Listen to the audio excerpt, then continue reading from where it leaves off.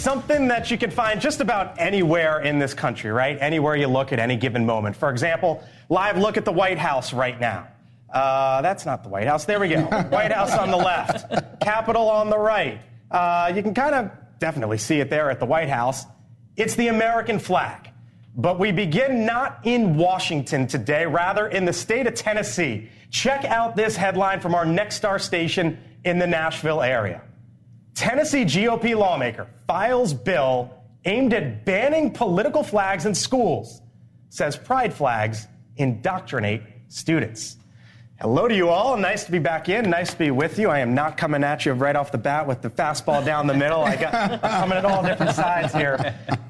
We will get to the college campuses. Yeah, slider. We'll get to the college campuses. Yes, we did. In a second. But how about this headline and this story? This idea from a lawmaker in Tennessee, Shermichael, saying, you know what? The American flag, we're good with it. The state flag in Tennessee, we're good with it. But the pride flag, Black Lives Matter flag, a political flag, no. I don't disagree with that. I mean, I think the American flag ensues a sensibility of American nationalism, not in this current iteration that we're talking about from Trump. I think that's a positive thing. But I do think flags that have nothing to do with our national identity as citizens of this country should be a moot point. If I were a parent, I do not want my kids being, I don't want to say miseducated, but misguided by what some may argue as propaganda from certain activist groups, whether it's BLM or people who belong to the LGBTQ plus AI, et cetera, community. Well, that just bugs you. No, that bugs you as a conservative. It must bug you. What do conservatives believe that the presentation of a flag is indoctrinating their students? Gay people aren't going away. Black and brown people aren't going away. And if you don't fly the flag, doesn't mean you're not going away. Let me tell you something. Flying a flag at a school isn't protecting your kids from indoctrination or from understanding and appreciating the differences in people. So what difference does it make? What are Republicans so afraid of when it comes to people like me and gays and others? You're not going to protect anybody by having students or your kids not be exposed to it. They're going to be exposed anyway. Who determines what flag is political? And where does it stop? I mean, that's my question. Where does it stop? You could fly 100 different flags that signify any number of interests in this melting pot of America, right? That's not indoctrination. That's exposure. All right, so we have a school that has 20 flags. Yeah. If they choose to. So if they choose to. Dan, I'm going to get to you in a second, but this lawmaker, his name is Gino Bolso. He is from the Brentwood community there in Tennessee, and this was how he put it. The bill, obviously, is somewhat agnostic with regard to any political views. It simply seeks to remove from the classroom these types of political influences that some use to try to indoctrinate children. All right, so that's his take. Here was the ACLU and how they responded. Quote, the U.S. Constitution also guarantees robust free expression rights upon which the flag bans unlawfully infringe. The Supreme Court has repeatedly held that the First Amendment protections extend to, quote, teachers and students. Dan. Well, look, the school boards are duly elected by the folks in that area to represent them and represent the students and the kids in the schools. I think probably it's prudent to take more politics and take it out of school decisions. I think most school boards are over-politicized. There are parents who are wrangling about the books they teach. They're wrangling about the curriculum. None of that's healthy for educating kids. So probably at a school board by school board level, it's good to look at this stuff. But a state law to do that when they're elected school board that represents the community, I'd much rather deal with it at that level. But Blake, let's be honest. Do we really think this bill is going to, I mean, let's just take it out. I mean, is this bill really going to pass? You don't think it would in Tennessee? I bet it will. You do? I don't know. You think it passes? I mean, I think it's possible. Tennessee is a conservative state. But look, I'm not against politics being in school. I think it's important to have moral and civic education. We don't have enough of it. I think we're breeding too many technocrats in this country and not enough people with the capabilities of moral and logical reasoning, which is why we're currently in the political mess that we're in. But with that said, we only have one flag that we have collectively said we stand behind. It's red, white, and blue. It's not pink, purple, yellow, whatever. It's not BLM. It's not 20 different other flags that Scott seems to be advocating for here. It's one. And I think most Americans are okay with that. They're not okay with 20 different identities. What if a Jewish student, what if a Jewish teacher wants to put in a Israeli flag? But by the way, though, our schools are not even allowing us to say the Pledge of Allegiance. What'd you say? Say that again? What if a Jewish teacher wants to put an Israeli flag on their desk right now? this is America. It's First Amendment protection. Jewish protected. But you're kind of talking about both sides. I mean, I do have to agree with you on that. But if they put a Palestinian flag, would you be okay with that too? Of course. Well, if one is this. No, I mean that's the point. Yeah, I mean I'm not. All right. So this is the point. So this is, of course, K to 12. Ready to talk Harvard?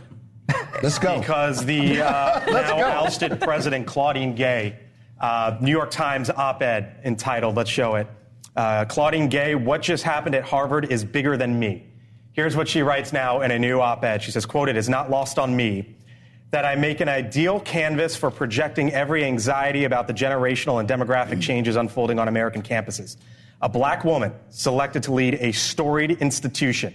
Someone who views diversity as a source of institutional strength and dynamism. Claudine Gay is saying in her new op-ed that this was merely a single skirmish in a broader war to unravel. You heard what she said. Now, let's set that aside for a second. Bill Ackman, okay, we've talked about him on this show. He is a famed hedge fund investor, billionaire, Harvard alum, Democratic donor. He has now come out and said, you know what? I thought this was about anti-Semitism at the beginning. It turns out this is about DEI, diversity, equality, and inclusion. A long post on X. I recommend you read it, and here's what he says. Quote, stay with me here. The more I learned, the more concerned I became, and the more ignorant I realized that I had been about DEI, a powerful movement that has not only pervaded Harvard, but the educational system at large. I came to understand that diversity, equity, and inclusion was not what I had naively thought those words meant. Ackman goes on to write, what I learned, however, was that DEI was not about diversity in its purest form, but rather DEI was a political advocacy movement on behalf of certain groups that are deemed oppressed under DEI's own methodology. He, like Elon Musk, says DEI is racist. Okay, now, he's driving the narrative on racism.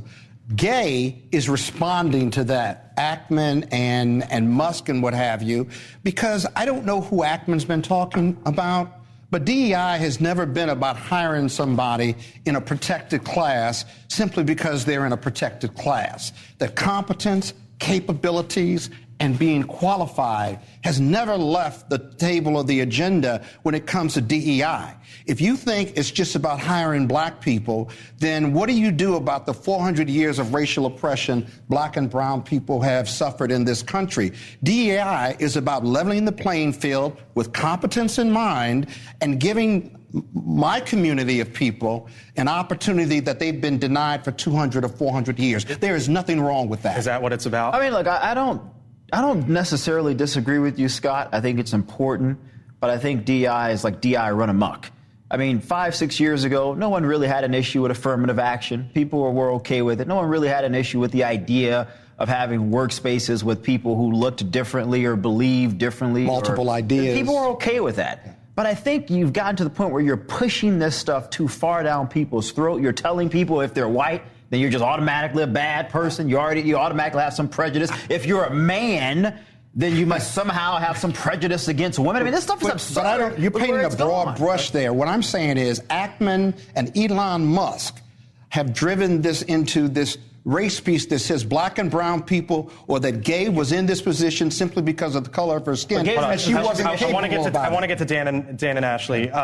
Elon Musk, real quick, quote, DEI, he says, because it discriminates on the basis of race, gender, and many other factors, is not merely immoral, it is also illegal. That is Elon. Here's Mark Cuban. Quote, the goal of every company should be to hire people that put the company in the best position to be successful. Best, he says, is relative to goals. I happen to strongly believe that if your workforce is diverse, you get a greater range of thought, ideas, and a stronger connection to your customers. So I just want to go back to, I'm not a black woman, but I'm a woman, and I actually don't. You're in a protected class, too. I am, but I actually don't play that card, to be honest with you, and that's fine. But I actually don't agree with President Gay saying this was about her being a minority woman. I actually think that she had plagiarism issues that obviously became viral.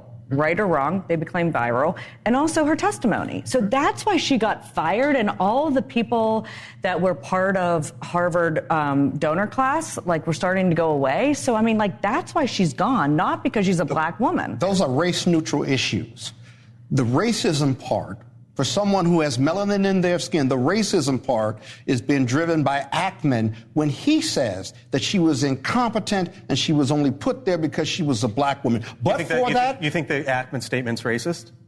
I think it drives the discussion on racism, and I think it accuses the institution of hiring Gay, a very capable and qualified woman that happens to be black because of race. Here's the issue. Ackman is already, like, saying the quiet part out loud. He's doing his own research. He's just discovering DEI for the first time. He needs to broaden his research. Exactly. He's going down this Twitter sphere version of DEI, which Musk goes down as well, which is not reality. In the real world, companies like the one I run or organizations look at qualified applicants. They look for folks that have diverse backgrounds, diverse skill sets, certainly diverse heritage, and you come up with the best qualified folks to create a great organization. That's what DEI really is. It's not the stuff he claims it is. And it's never been anything less than that. Exactly. That's what it is. I want to bring in the Utah Republican Congressman Burgess Owens.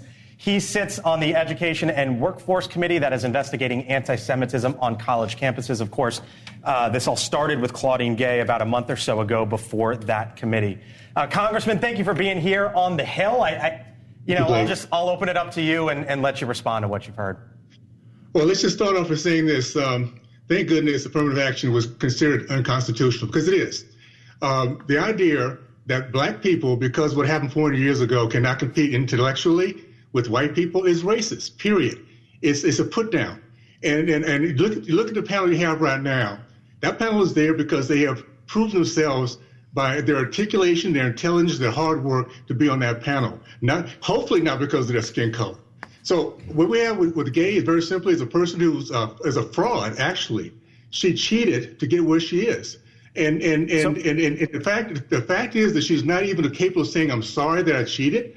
That is because of white people that I'm now being fired. And by the way, she's not being fired. She's still making over $800,000. Here's what she said. Here's what she said, Congressman. Because I'll quote her directly. She said, at least in one part of the New York Times op-ed, she said, they recycled tired racist stereotypes about black talent and temperament. They pushed a false narrative of indifference and incompetence. The tired narrative is that blacks can't compete intellectually. We don't have affirmative action. We don't have this conversation in terms of sports. I'm sick and tired of it, to be honest with you. We can do everything that anyone else can do if given the opportunity. Let us learn how to think, how to articulate ourselves, that this place is a fair country in terms of meritocracy, if you allow it to happen. And meanwhile, for us to be looking at each other from outside in instead of inside out is where the Marxist mentality has been very much put into our school systems, that we now have the suppressed and the oppressors. And that's what we have to get away from. It's racist, it's Marxist, and it's not American. Congressman, you sit on this committee. I doubt your work is done in this lane. What is the committee going to do next? And is DEI now a part of the focus? DEI is a big part. I'm thankful, to be honest with you, that I showed it for what it is. It's divisive. The fact that the University of Harvard has black dormitories, gay dormitories, and Hispanic dormitories, that's not the American way. We agree that we should be looking at each other from our talents, our character. So we're going to be looking at this very, very deeply. We're going to start holding colleges accountable for their outcome. If we have kids coming out of our colleges not afraid, not being proud of who they are, not be able to think, not have conversations and be able to agree to disagree, we have to make sure those outcomes are not paid for if they're negative. And make sure we're putting to those dollars to where people are being successful and they're successful in their I got to run, but I want to ask you, the MIT president is still there. Two of the presidents that were at that hearing are gone, and the MIT president is there. How does she keep her job in your eyes? Well, Blake, this is something that's across the board. We have not finished with these three. This is systemic throughout our system with colleges. That's why we have these kids coming out hating each other. Black Lives Matter, Hamas, because we're teaching the wrong things in these college campuses. So we're going to make sure overall we're looking at how can we have diversity of thought and a fair, good outcome coming out of our kids, and we'll look at what that looks like as we start to continue to fund or not fund these colleges. All right. Congressman Burgess Owens, appreciate the time. Thank you, sir. Thank you. Yep. No, I was just going to say, I think that's important because I think it's beyond these three elite colleges. I think it's actually the next level of state schools that they're going to have to look into, and I think they are. I mean, diversity was supposed to be a part of the great American dream and hope, and it's starting to become obvious that a lot of different groups are starting to converge, and they're hitting head to head, and this is going to be a problem we're going to have to deal with. I got to run, but I'll give you the last word here. I wouldn't paint all of these groups with broad brushes. And I'll be honest with you, the incendiary rhetoric from that congressman right there was just downright offensive because he compared Black Lives Matter, a protest organization, with Hamas. I wasn't sure I if don't know whether you had time to. I wasn't sure if I heard that correctly or not. No, I Joe, heard was that it the case? I was. Yeah, I don't think it was an exact comparison, but he did mention them in the same breath. Just to same sentence. Same sentence, as you mentioned. Yeah. All right, coming up here on the Hill. Told you we were just getting started. The Democrats strike back. They release evidence saying that Donald Trump received millions from foreign governments while he was in office. So do they actually have something here, or is it nothing? As the GOP investigates the Biden family for a similar reason. And it's a rival to some of the biggest companies here in the United States. It's called Shein, based in China, and now lawmakers from both sides of the aisle are trying to stop the company from going public. Coming up, we'll speak with a member of the China Select Committee about the $60 billion behemoth. That's when The Hill on NewsNation returns.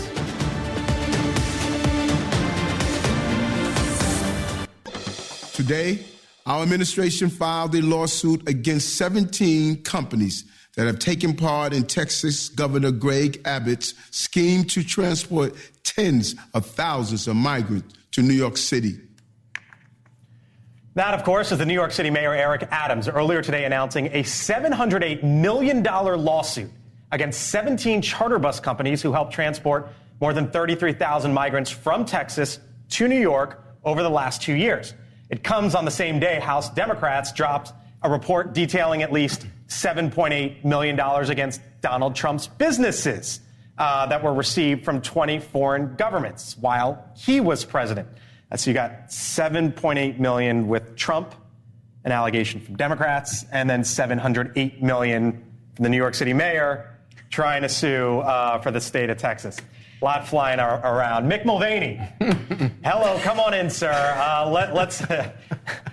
The numbers are so parallel, you can't even make it up. 7.8 and 708 million. Oh, come on. When you're the budget director, that's just a rounding error. Which one do you want to start with? You want to do New York or you want to do Trump? Let's go New York, buddy.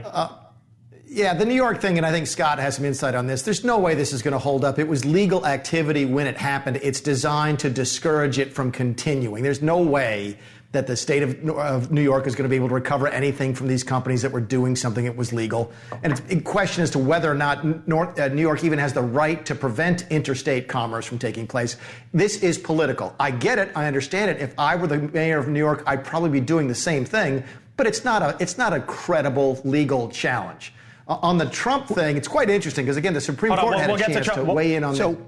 Okay, gotcha. Yeah, we'll separate Trump, and I'll get you in a second. But you agree with Mick there? Mick, I agree with him politically. There is a New York state statute or city statute on the consumer protection that specifically says transportation companies can't knowingly and in bad faith and intentionally bring people to New York if they don't have a means. Now, there's a big gap between that law and proving that, and I think you're right.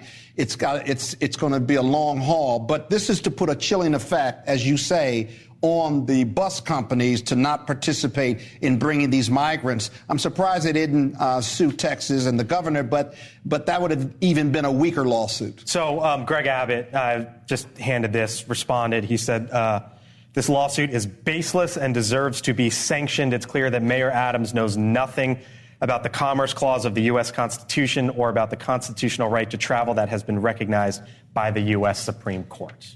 You know, Blake, they're also a sanctuary city. You put that in the mix, there are a lot of defenses to why Texas can transfer these folks up there. But he's suing. He's suing the bus companies, not the state of Texas. Yeah. No, but I know by the that. way, you know he's even copycatting over. I can't believe I just said copycatting, but he copies that over Chicago. This is what Chicago was doing this week as well. So I mean, like, of course he's going to do this. It's a good political thing. But here's where it is the politics. There is this stunt happening here, which probably is not going to hold water. Although Scott, your analysis is helpful to understand what could happen here. You got a stunt with Abbott in the first place. He's not cooperating with the federal government. We've got 61 lawmakers going down for a show horse press conference. Meanwhile, but there's $14 million on the table that the Republicans could take up and act on border security, but they won't do it because they'd rather have the stunts and the spectacle. And here we are with real people being hurt as a result. But let me just touch on what this is costing the city of New York. Mayor Adams said this is costing them $8 million per day to house over 30,000 migrants. They're expected to have a budget deficit of close to $10 billion. By July, they're expected to spend $4.3 billion. This is unsustainable. The mayor went on to say they have tried continuously to get approval and assistance and help from the federal government, from FEMA, and the White House is pretty much ignoring them. You look at cities like Chicago, Illinois. This is a serious problem now where you have Democratic mayors turning against a democratically elected president who's the leader of their party saying you're not doing enough to assist these cities with these immigrants. All right, so back now, and Mick, come on in to that 156-page report today, by the way. That's what it was. Democrats, House Oversight Committee, detailing, Mick, what they say was $7.8 million, now to the smaller sum, the $7.8 million that they say Donald Trump's businesses received when he was president. The breakdown was money from China spent at Trump properties. You can see it there, basically at about $5.5 million. Saudi Arabia, north of $500,000, Qatar, right around $500,000 as well. All right, tell me, problematic in your eyes or no?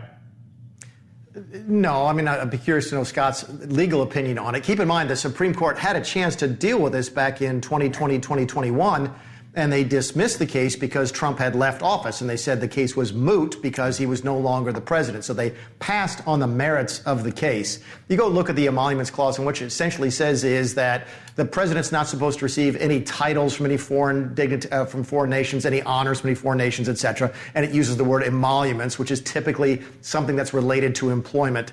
It's the Democrats looking to make Donald Trump look bad. And I get that. That's what politics is these days. Do I think it's going to move the needle one way or the other politically? No. There's a bunch of different ways to attack Donald Trump. You have to worry about whether or not he took his businesses. Not him, by the way. If he'd taken the money, that's a different story. These are his hotels is what this comes down to. Yeah, and as you know, Mick, anybody who was in Washington knew from 2017 to 2020, if you showed up at the Trump Hotel after, Dan Cannon and Democrats says you showed up at the Trump Hotel past 5 o'clock in the afternoon, there were going to be Trump administration officials there. And so that's why I'm guessing these folks were staying at the hotel, right, Mick? But then there's the question: is a problem? And there are Democrats who know they can go to Cafe Milano tonight and meet members of the Biden administration. Shame on you for putting Cafe Milano in there. Shame on you. But this isn't Menendez taking foreign money like he did. Right. Do you have a problem with this, Dan? I have a huge problem with this. If you were you do. Yes, if you were a cabinet official coming in or coming into the White House as a staffer, you typically put your stuff into a trust. You have a whole bunch of financial disclosures. One, Trump wouldn't give us his tax returns, so we don't really know what's happening there. Two, they intentionally drove as much business through his properties with federal contracts as they could, including him being there. And let's not forget, the $500,000 from the Saudi Arabia government. So that's concerning. How about the $2 billion to Jared Kushner 6 months after office?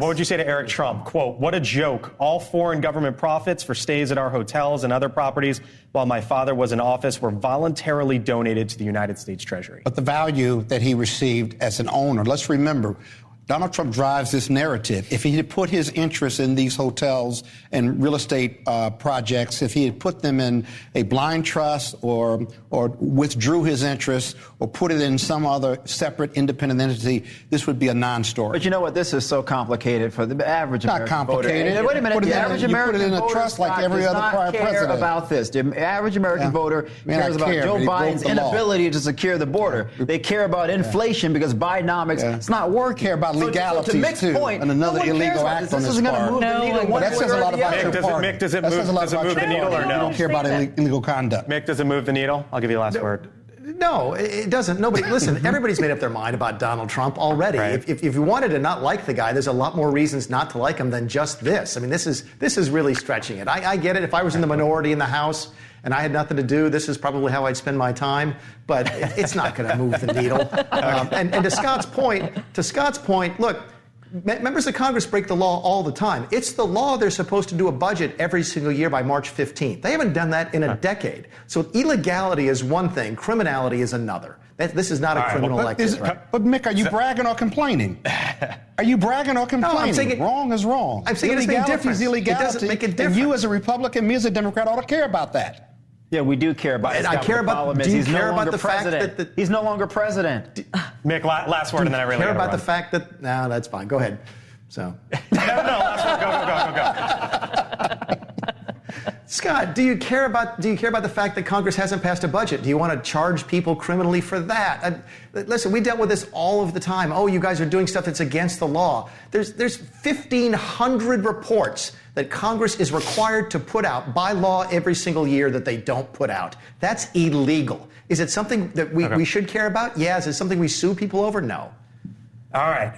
Coming up here, still on the Hill, this story I find fascinating. Costco workers, they voted to unionize. And after they did so, wait until you hear what the CEO said about that. And do you know the company Shein? Have you heard of it? It is a monster. And it's getting bigger, and it's got the attention of Washington. Lawmaker joins us on the other side of the break. Stay with us.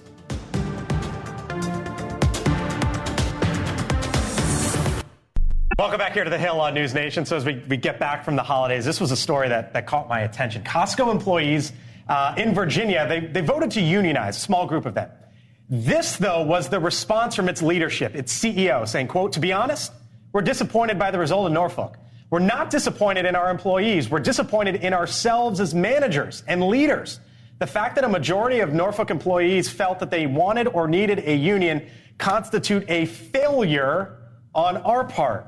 Dan, Mick, come back in. What about this message? You voted to unionize, so as leaders, we failed.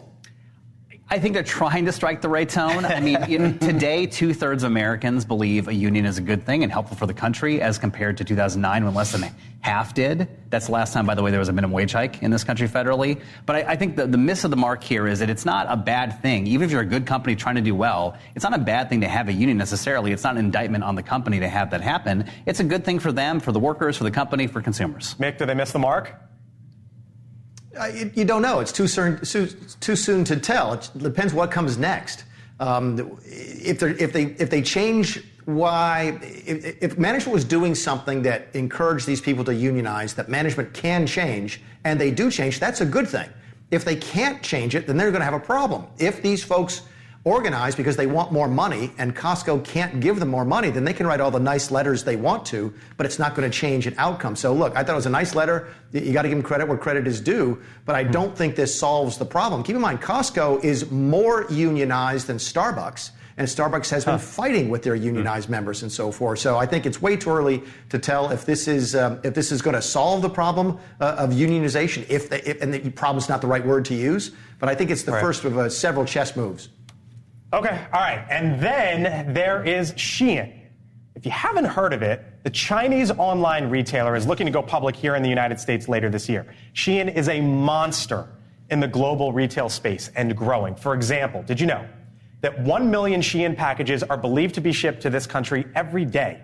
If Shein ends up going public, its valuation is expected to be north of $60 billion. By the way, that is roughly, give or take, the same market cap as Target. Now, Republican Senator Rick Scott, the Democratic Senator Bob Casey want the IPO potentially halted.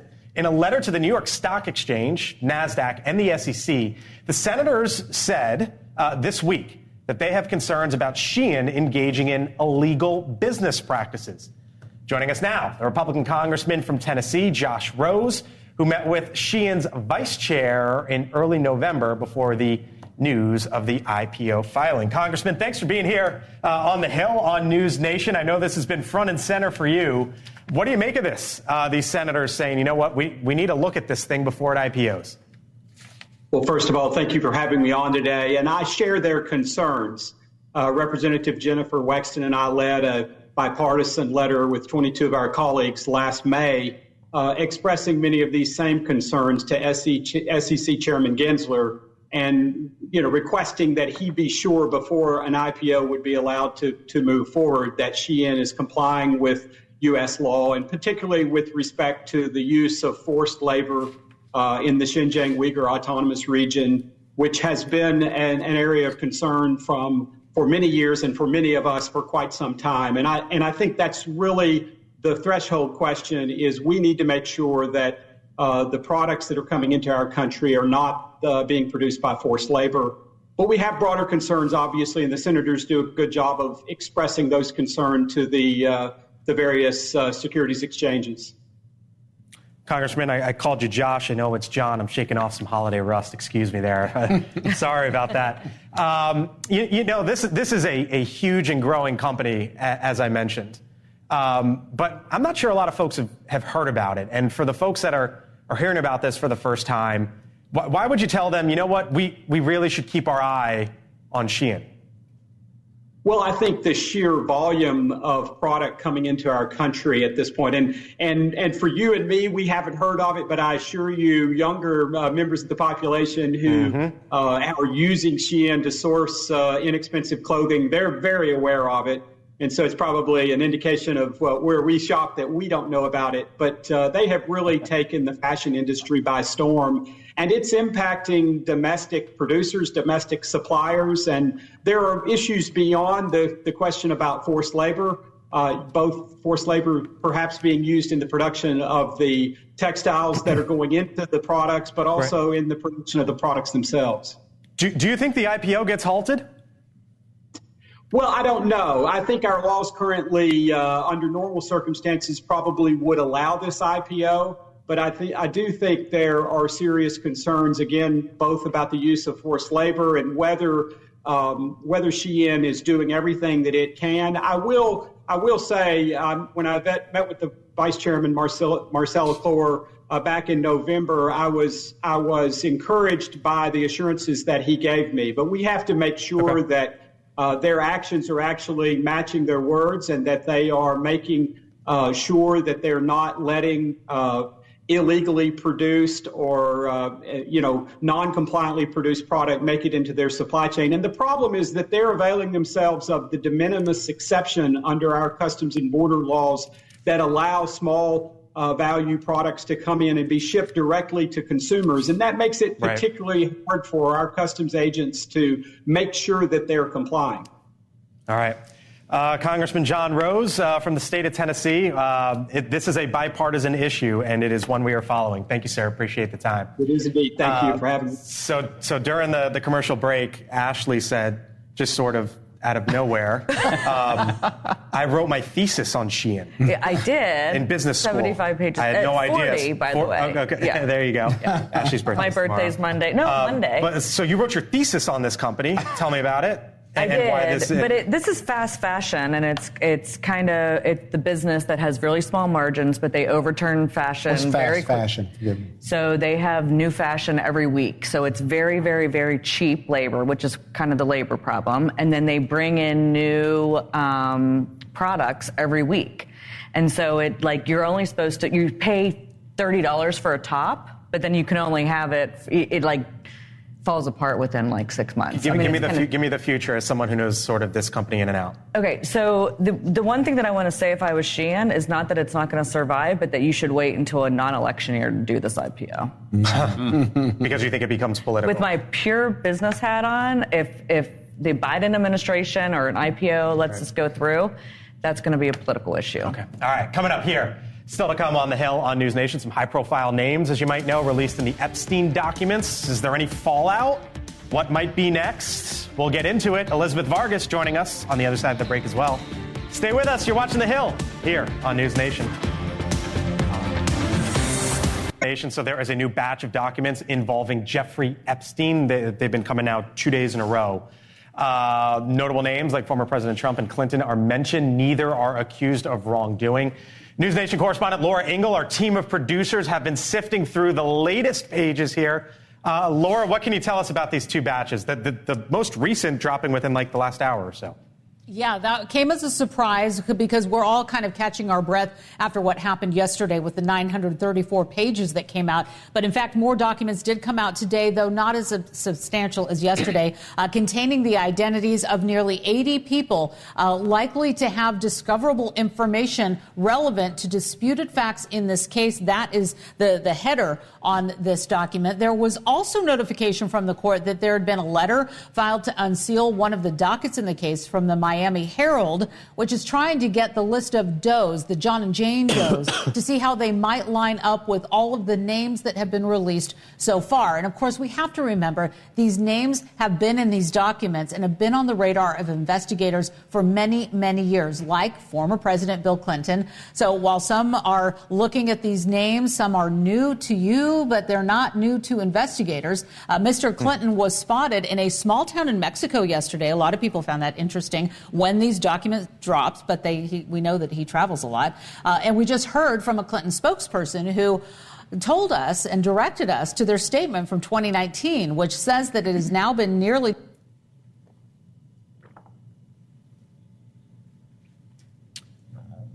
Just lost Laura Ingle there. Again, as it relates to Clinton, no wrongdoing. These batches of information keep coming out. As she said, a lot of this stuff has been known to investigators for quite some time. Laura Ingle, thank you. I'll show you a headline that I found notable or interesting. New York Post, the brother of Jeffrey Epstein, said this, that Jeffrey Epstein told his brother, quote, if he knew what he knew about both candidates, the 2016 election would have to be canceled. I don't know. Wow. More innuendo, more hearsay, and that's the danger in the disclosure of this document. It may have salacious details about Epstein and Maxwell. You think it's dangerous to release these documents? I don't think it's dangerous to release. It's dangerous to get caught up in the innuendo. Okay. But you get caught up in the innuendo by releasing the names. I mean, look, if there's nothing gained in terms of public safety or something that's going to move the needle forward from a policy perspective in terms of protecting young women, I personally don't see the point in releasing the names at all. Does any of this have any political implications for going? I mean, some of these, we've seen the names, you've heard. I think Dan and I said this yesterday. Yeah. I mean, unless you're a sitting member of Congress, state, governor, whatever, like a public-facing, right? Yeah, a public official maybe, or a CEO, if it's new, and if it's new, or if you're a CEO of a publicly traded company. Right. Okay.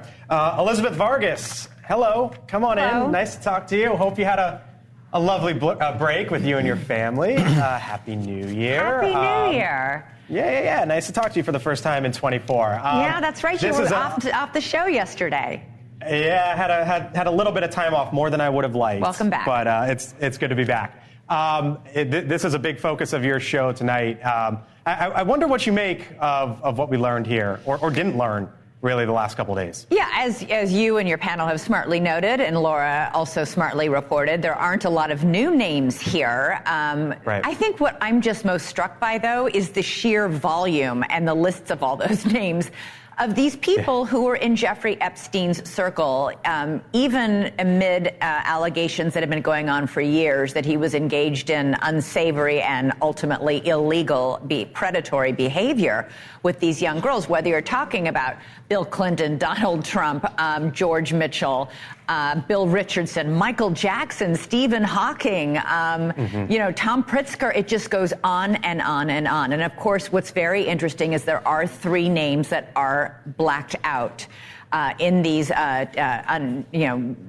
this testimony that has been given under oath of three people, one of whom is presumed to be and said to be a prince, another one who is presumed to be the head of a hotel chain, and another one we know nothing about. And one of the victims says that she was ordered to have sex with all three of these men. Why are those names still blacked out? No explanation we can deduce so far. We'll be talking to some people in just a few minutes who've got real firsthand knowledge of all this, because it's a real mystery. But my goodness, it's something. Something else. My goodness is one way to put it. I mean, a lot of people have been waiting for this to happen, and it's here, and now it's okay. what does it mean and what have we learned? And right. I mean, there's a lot of questions going forward. And it's important to point out that some of this, while what we're reading in those documents is testimony given under oath, it is, as one of your panelists very smartly pointed out, it's hearsay.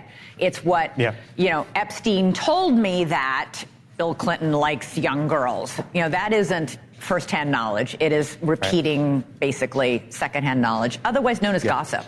So, anyway. All right, Elizabeth, we'll catch you here in about 6.5 minutes or so. Elizabeth Farkas reports 6 o'clock Eastern right here on NewsNation. And we will be back here on the Hill just on the other side of the break with a question like this. Where do you think Americans moved the most, or at least what were the trends over the past year? U-Haul has the answer. That's before we go. I want to show you one graphic. U-Haul basically showed their top one-way destinations of where people moved in 2023 and where people left in 2023. These were basically one-way trips. Around the table we go, and Mulvaney, let's start with you first. When you see that, what do you see? I see home. I was in Washington this morning, flew home to get home. If I had to rent a U-Haul truck to get here, I would. People are coming south because the places are better run and the weather is better. Real quick. Conservatism works, Blake. That's what it is, Dan. Well, I just think, look at the underlying data. The biggest climbers, Vermont and Washington, where it's beautiful, and our blue states. Ashley? Right. Taxes. You think that's what it's all about? Totally. I don't know. They got family in the top 5 states that happen to be red states. They don't have to wear masks anymore. Oh, yeah, that too. I think weather and taxes and probably family. Mulvaney's just happy South Carolina is a part of it. Mick, thank you so much for hanging with us, all of you in studio as well. We'll be back here tomorrow for The Hill on NewsNation, 5 o'clock Eastern. Set your DVRs if need be.